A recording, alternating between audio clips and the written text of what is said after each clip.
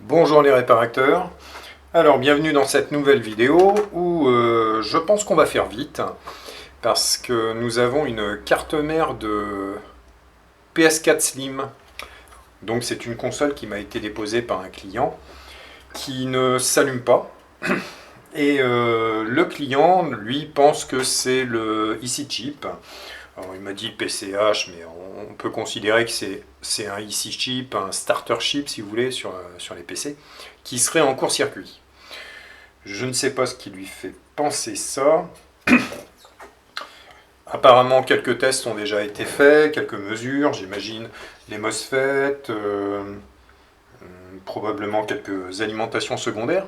Mais j'ai fait quelques mesures avant la vidéo et je vais vous montrer comment j'ai procédé pour arriver à la conclusion que c'est l'APU, donc le processeur, qui est mort. Alors, on va regarder ça au microscope. On va faire un petit focus comme ça, voilà, on va se mettre en lumière comme ça, ce sera plus visible pour vous. Voilà. Donc, on va aller déjà sur ce composant qui serait censé être en court-circuit. Alors pour le client, pas pour moi. Si je me mets en mode diode, donc là, on a l'alimentation qui va vers ce composant. J'ai rien. Ici, je n'ai rien, pardon. Vous ne voyez pas. Donc ici, j'ai mesuré sur les bobines en sortie ici. Tout va bien. Ici, probablement l'alimentation qui va vers ce circuit. Et où j'ai pu mesurer d'ailleurs une tension en mettant l'alimentation de 1,7 volts, ce qui me semble correct. Donc pour moi, le problème ne se situe pas là. Donc on a plusieurs alimentations. Alors évidemment, il y a quelques fusibles sur la carte mère, parfois il y en a qui sautent, mais ce n'est pas le cas ici. Donc si je mesure sur les bobines ici, pas de court-circuit.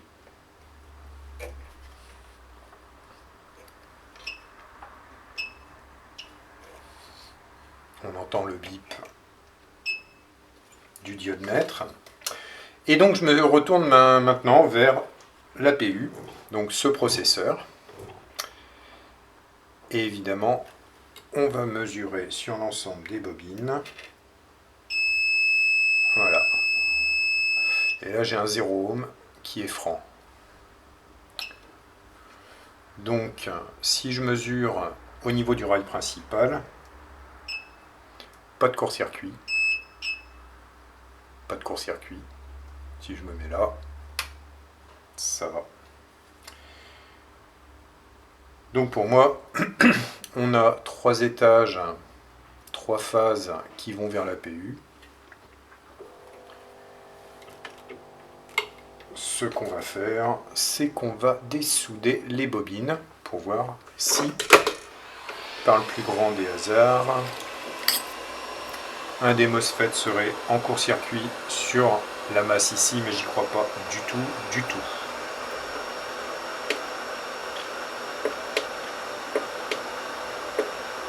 Donc je vais retirer les 3 bobines.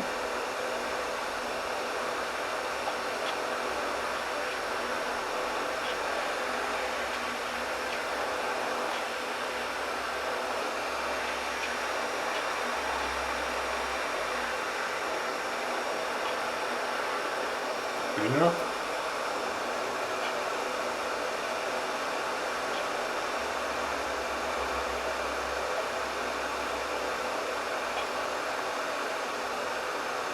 Deux.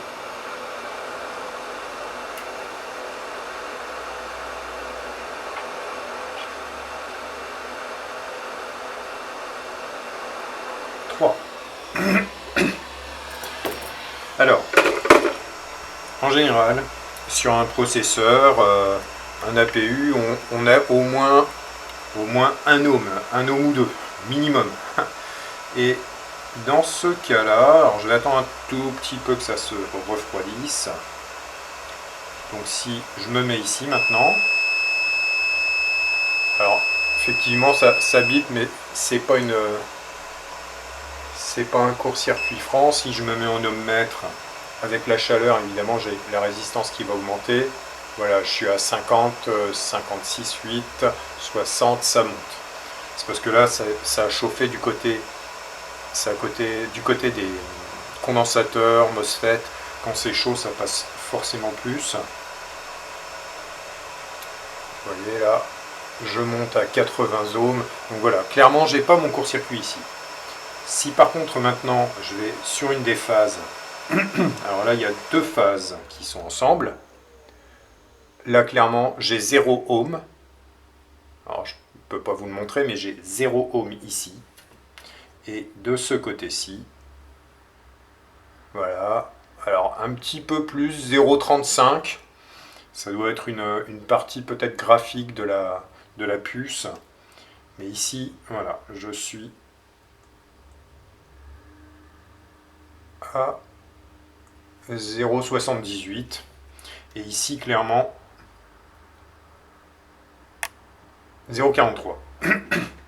Alors, il serait possible aussi, on voit ici des condensateurs qui pourraient être en court-circuit.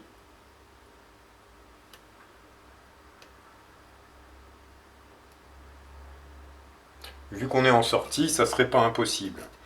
Le problème pour moi, c'est que si c'était le cas, ici aussi, je devrais être en court-circuit, ce qui est le cas. Donc, pour moi, tout laisse à penser que ça vient du processeur. Alors, comme j'ai encore un doute et que je ne veux pas le faire par injection, je vais dessouder les deux condensateurs qui sont à suivre.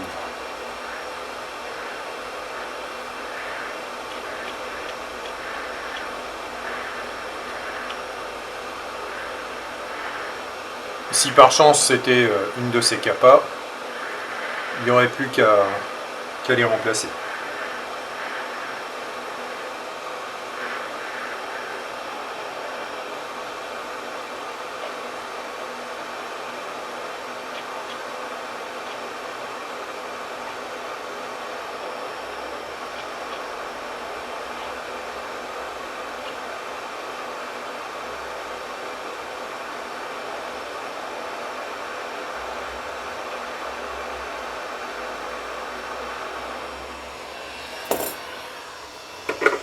Donc là, on est vraiment à la sortie de notre alimentation vers l'APU. Donc ici, on a le moins, ici on a le plus, et j'ai toujours 0 ohm. Donc là, je suis maintenant certain que ça vient du processeur. Donc fin du game pour cette carte mère, parce que c'est pas comme sur un PC. L'APU, donc le processeur, ici, il a son petit numéro de série qui est lié à son firmware. Donc on ne peut pas le remplacer, tout simplement. Donc c'est une Sony PS4 Slim qui finit en pièces détachées. Voilà, donc fin de l'histoire pour celle-ci. Au moins, le propriétaire aura une petite vidéo pour expliquer le décès de sa petite console, et au moins vous aurez pu voir comment on arrive à certaines conclusions en électronique, sachant que j'ai passé un tout petit peu de temps avant évidemment, donc il ne faut pas prendre en compte le temps d'une vidéo pour estimer le temps de la réparation. Voilà, je vous souhaite une bonne journée, une bonne soirée pour ceux qui regardent ça le soir, et à une prochaine vidéo.